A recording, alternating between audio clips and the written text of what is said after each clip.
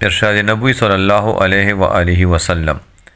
امام سیوطی رحمۃ اللہ علیہ کی جامع الکبیر میں ہے کہ اللہ تعالیٰ اس شخص پر رحم کرے جس نے اپنے گھر میں اہل و عیال کی تادیب کے لیے کوڑا رکھا ہو۔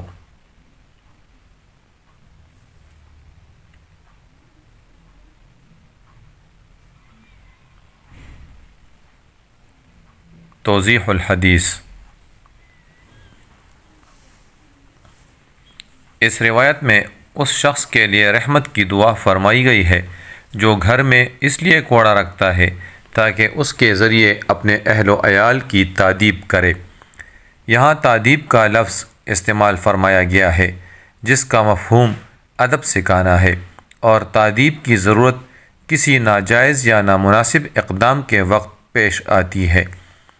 اب کس چیز کو ناجائز یا نامناسب سمجھا جائے اور کس کو نہیں، اس کے حدود کیا ہوں گے، ان باتوں کی درست رہنمائی کرنا دین و شریعت کا منصب ہے، جس میں اس کی طرف رجوع کرنا اور اسی سے رہنمائی حاصل کرنا ضروری ہے۔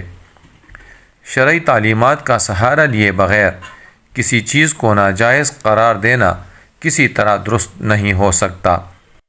اس سے معلوم ہوا کہ مسلمان کو چاہیے کہ دین و شریعت کی کم از کم بنیادی باتیں اور موٹے موٹے مسائل اس کو معلوم بھی ہوں اور دل میں اس کی اس قدر اہمیت راسخ ہو کہ دیگر تمام تقاضوں پر اس کو مقدم رکھے۔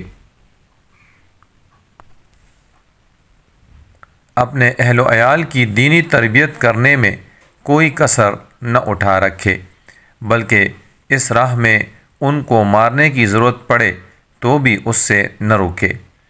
دینی تربیت اور شریعت کے مطابق گھر کا ماحول بنانے کے لیے عام طور پر کوڑے کی ضرورت پڑتی ہو، یہ ضروری نہیں، بلکہ بسا اوقات تو جائز بھی نہیں ہے کہ بات بات پر اہل و عیال کو مارتا رہے، بلکہ ضرورت کے وقت ہی اس کا استعمال کر لینا چاہیے، اور اس وقت بھی ضرورت کی مقدار پر اکتفا کر لینا چاہیے۔ لیکن بہرحال گھر میں رکھنا اور اپنے ماتحت کو باور کرانا کہ اگر کوتاہی ہو جائے تو اس کے استعمال کرنے کی بھی نوبت آ سکتی ہے، یہ ضروری ہے۔ اور تجربہ ہے کہ سنجیدگی کے ساتھ اس طرح یقین دہانی دیے بغیر دینی تربیت کا خواب پوری طرح شرمندہ تعبیر نہیں ہوتا۔ اس لیے متعدد شارحین نے اس بات کی صراحت فرمائی ہے کہ بسا اوقات مارنا معاف کرنے سے زیادہ بہتر اور نتیجہ خیز ثابت ہوتا ہے۔